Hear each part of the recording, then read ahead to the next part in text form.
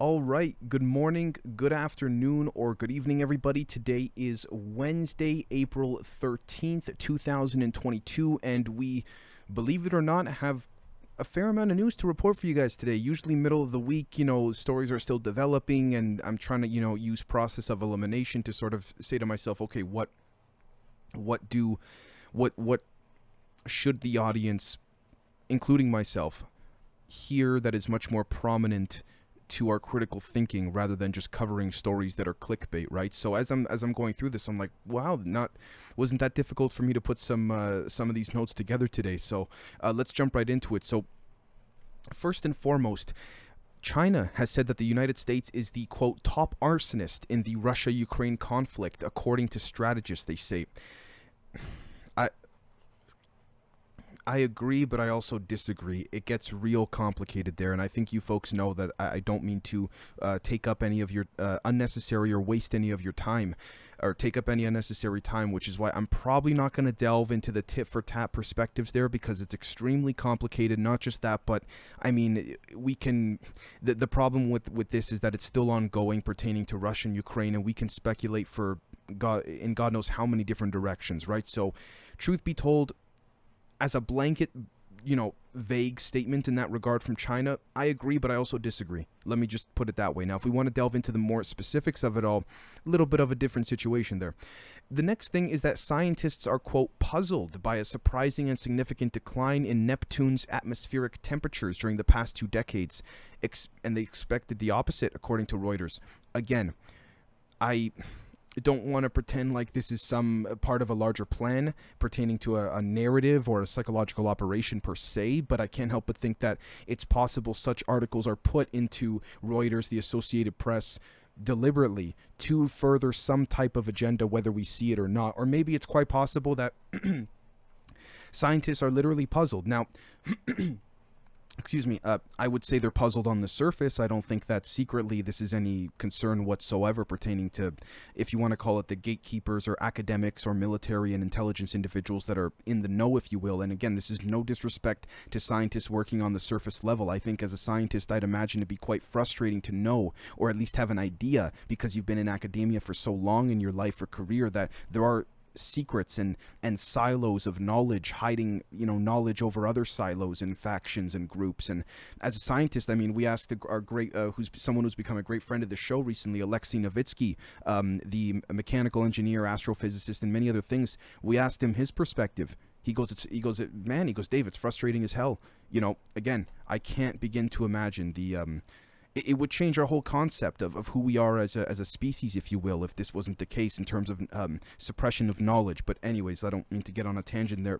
The next thing, and I'm not doing this to make fun of Biden, I'm doing this because I think, I feel bad for whomever is pulling the strings behind him, because he said, and this is not out of context, at a speech recently, and I quote, he said this: "Imagine had the tobacco industry been immune to prostitute being sued." Come on. I kid you not, he said that. Let me repeat that. He said, imagine had the tobacco industry been immune to prostitute being sued. Come on. I'm not trying to make that into a joke, but I mean, okay, yeah, sure, it's hilarious in the sense of, if anybody said that, young or old, that's okay, but I mean, the Democratic Party, the DNC, this is, I don't know. Let me just resort to the alleged quote that Obama had made at one point, and it was that, never underestimate Joe's ability to F things up. So, again, of course, you'll never get a mainstream media outlet to verify that, because that goes against, the narrative of the establishment, and God forbid you go against the establishment. But anyways, the next thing is that the head of the German network regulator is warning of possible emergency situations later this year if gas supplies from Russia stopped now. And I quote, "Companies and households don't realize how serious the situation is," end quote, Klaus Muller told Zeit. I believe it. Now, with that being said, there's also a part of me that zooms out on the macro aspect of things and go, okay, if you bring out the free energy stuff that your government has, this is not going to be a problem at all. Now, I get it, quote unquote, easier said than done, but is it really? Is it really easier said than done? I mean, think about it. I mean, okay, oh my gosh, you're going to disrupt the balance of things and all that. Okay, the balance should be disrupted in a good way the second people start starving. So we're long overdue. This is just my opinion. But anyways, the next thing is that multiple people were shot at a New York City subway station. Several, quote, undetonated devices, end quote, were reportedly found. Trains were also halted. A male suspect wearing a gas mask and orange vest fled the scene, and then shortly after, police happened to identify a gentleman by the name of Frank James as the person of interest in the subway shooting in New York earlier yesterday, as of the day I'm recording this.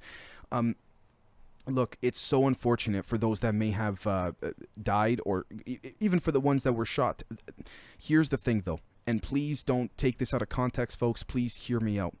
Dare I say, this is exactly what I would do if I was a non-human intelligence, or even a human entity that had the type of power to use events around the world to distract and deceive and deter from legitimate focus of a valuable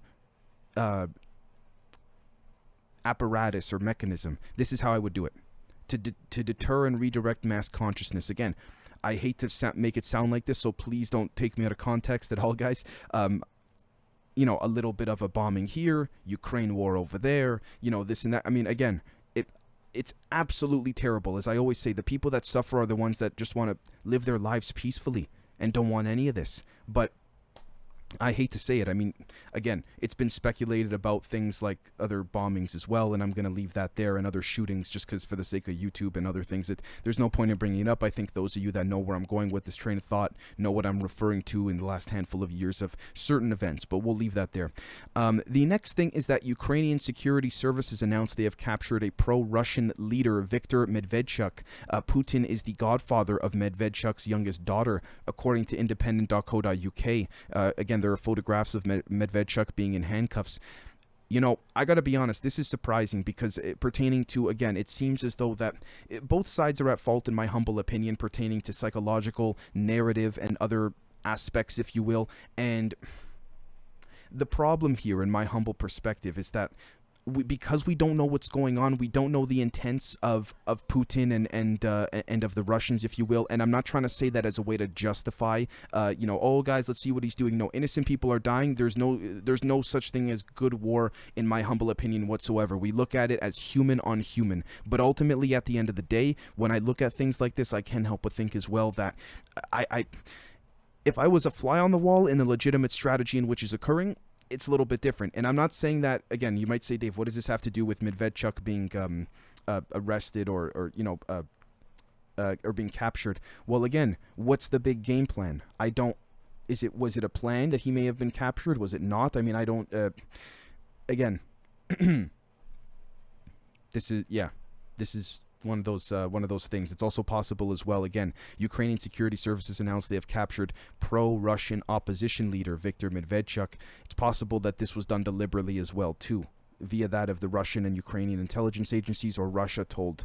Again, maybe I'm taking a jump here. They told NATO told the Ukraine, and then so on and so forth. Or again, because it's arguable. You guys know where I'm going to go with this. That Ukraine is sadly it's one slice of the pie, metaphorical pie of argument here in debate, is that Ukraine is a vassal state or a proxy state for Russia and the U.S. to go at it. So again, I'm not saying that's what is, but we must also consider all the speculations that have been put out there. The next thing is that, and I'm not even kidding, Biden got pooped on by a bird during his inflation speech. So I mean, this is what I mean when I say I genuinely feel bad for the guy. Like, so I don't know. Truthfully, I don't know what to say to that. But anyways, Sweden said that they're going to apply for NATO membership by June of this year. This has been decided by Prime Minister Magdalena Andersson, according to the local newspaper SVD. Sweden's decision comes after Finland announced its intention to join the military alliance. However, the Swedish Prime Minister, Magdalena Andersson, later clarified earlier media reports during a press conference, and she said that no decision has yet been made on NATO membership. This is not, and I had a feeling something, a backtrack was going to happen. This is delicate stuff. Strategically, this is very delicate.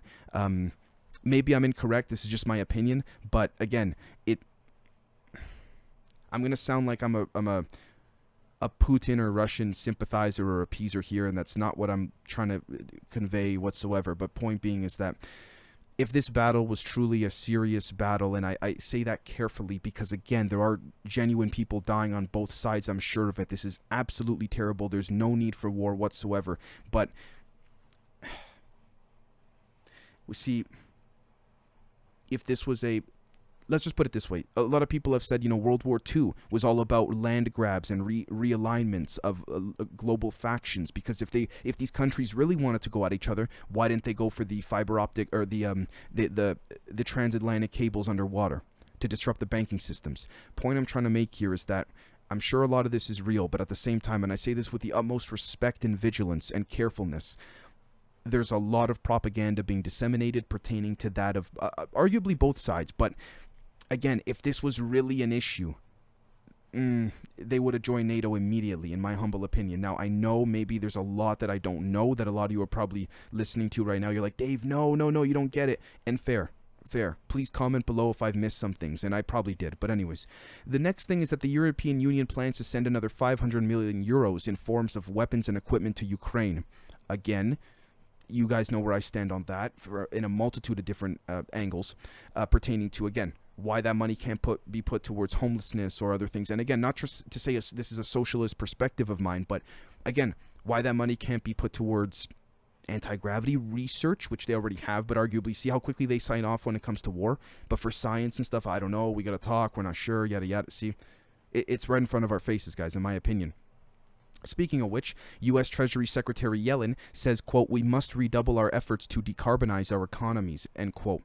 Yeah, bring out the free energy stuff. This is what I mean about right in front of our faces. They're creating the problem and the solution, in my humble perspective. The next thing is that Amazon will charge sellers a 5% fuel and inflation surcharge on fulfillment fees starting April 28th. Why do they need more money again? And if I'm missing context, please, I really mean this in good faith. Please put in the comments on YouTube. But, I mean, holy cow, there's also been speculation that Amazon may in fact become more powerful than the vast majority of all of the intelligence agencies around the world because of the amount of data in which they obtain and what have you. And anyways, that's a whole other angle. But speaking of which, Mark Zuckerberg wants to rip off nearly 50% of sales made in the metaverse by creators in the form of fees, a Meta spokesperson told Reuters. Again, why they need to take half of what these creators make or charge I don't understand. I really don't. Unless I'm missing context, but again, I'll give it the benefit of the doubt, but there's not much of a benefit to give when it comes to Zuckerberg, in my humble opinion. So the next thing is that, speaking of quick money, Biden has just approved another $800 million in weapons for Ukraine. So again, make of that as you will. My stance is the same as it pertains to what I just said with the European Union sending 500 million euros. The next thing is that American Bodybuilder, the U.S. warns hackers have developed cyber tools to compromise and gain full access over command and control networks and systems of certain industrial processes.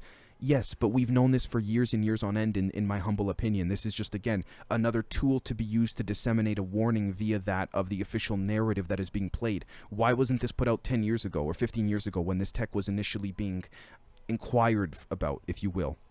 Right? So we have to think of these things. Also, we have to also consider potential false flags, and I'm going to leave that there so YouTube doesn't nick this. The next thing is that American bodybuilder Cedric McMillan has died at the age of 44 after years of health complications caused by COVID-19 and a road accident. McMillan, a longtime veteran of the U.S. Army and National Guard, was a veteran bodybuilder and 2017 winner of the prestigious Arnold Classic Award. I used to be into bodybuilding myself a handful of years ago, and as I understood it, Mr. McMillan, for the sake of, being a veteran and many other things, he was very well respected, did his own thing, and it's unfortunate to see. I don't mean to jump right away to, steroids did it. It's possible steroids may have complicated it, but I don't claim to be an expert. It would not be fair for me to sit here and pretend to be a doctor and be like, oh yeah, it was definitely the steroids. We don't know, right? So unless we have access to a specific autopsy, may he rest in peace, truly. The next thing is that Russia says more than 1,000 Ukrainian Marines have surrendered in the besieged port of Mariupol. Hopefully I didn't butcher that, but Ukraine denies this. The city's deputy mayor, Serhiy Orlov, told the BBC that Ukrainian troops there were still fighting. Tens of thousands of people have died in Mariupol, Ukraine says. You see, psychological propaganda back and forth. I don't know who to believe. And my stance on this is very simple. This is one of the few black and white reports I dare to say may be the case. Unless I'm there on the ground, I'm going to say, guys, we got to speculate, because I can't say. I truly can't.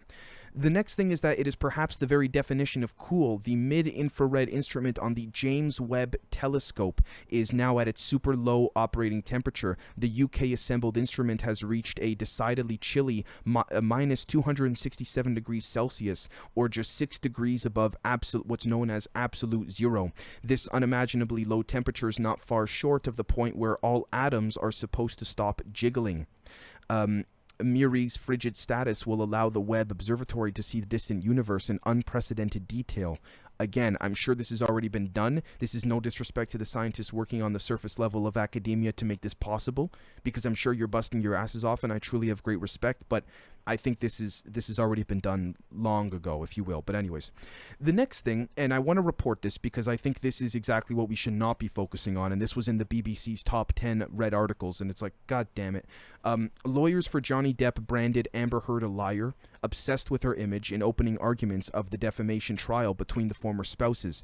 The case was brought after an article by Amber Heard, in which she claimed to be a victim of domestic abuse, but Miss Heard's team argued that Mr. Depp brought her to court simply to, quote, destroy her. Mr. Johnny Depp, 58 years old, has denied any abuse and has sued his ex-wife for $50 million, or 38 million pounds sterling, and Miss Amber Heard has in turn sued him with a 100 million United States dollar counterclaim. You see all that right there? Out the window. In one ear, out the other. Who cares? And I really mean that. We got to focus on ourselves. There's more important things to focus on. Done. The next thing is that Russian billionaire Roman Abramovich has had $7 billion, or 5.4 billion euros of assets linked to him, frozen by a Jersey court. On Tuesday, Jersey police searched premises suspected to be connected to Mr. Abramovich's business activities on the island, Jersey law officers department said. Strategy. You go after our oligarchs, we go after yours. To me, that's quite simple in my humble opinion. The next thing is that a BBC investigation. Now, this is tough because we have to also consider the BBC and the funding pertaining to the influence of the Trilateral Commission and the and the intelligence agencies behind them. But anyways, a BBC investigation has found clear evidence that a cluster bomb banned by many countries under international law was used in an attack on Kramatorsk Railway, a station in Ukraine. These weapons deliver a payload of bomblets that spread out and explode over a wide area. More than 50 people died when the missile struck the station, which was crowded with people trying to leave the east of the country on April 9th. More than 120 countries have agreed to a treaty prohibiting the use of these weapons, but not Russia or Ukraine.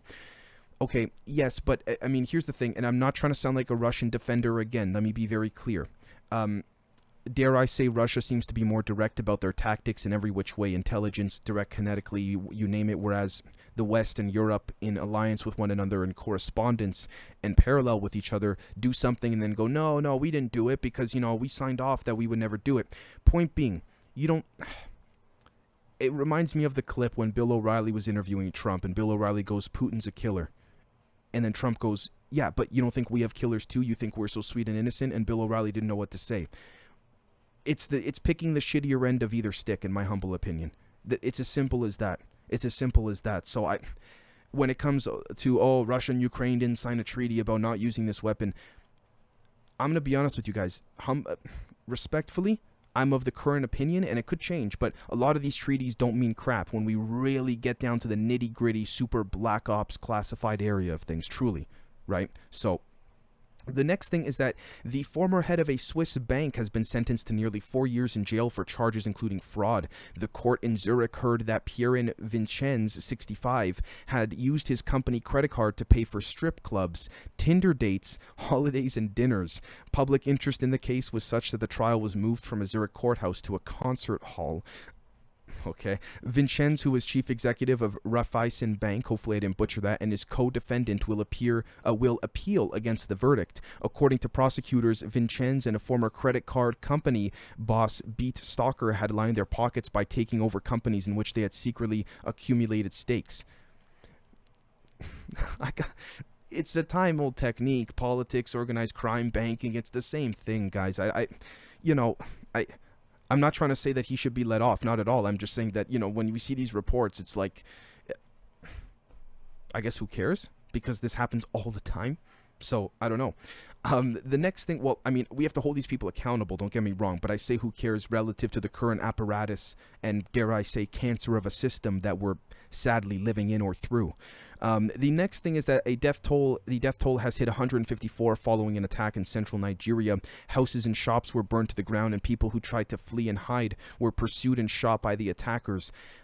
I hate that we have to report such things, but again, folks, if I'm being totally honest with all of you, this could all be stopped. This could all be stopped, and I'm not trying to sound all kumbaya, let's all sit by the fire and kiss and hug and everybody's... Again, that's ideal, yes, but there are ways to mitigate such attacks in my humble perspective that could be done that are not being done because, again, sadly, the ones that suffer are the innocents with their freaking lives. That pisses me off.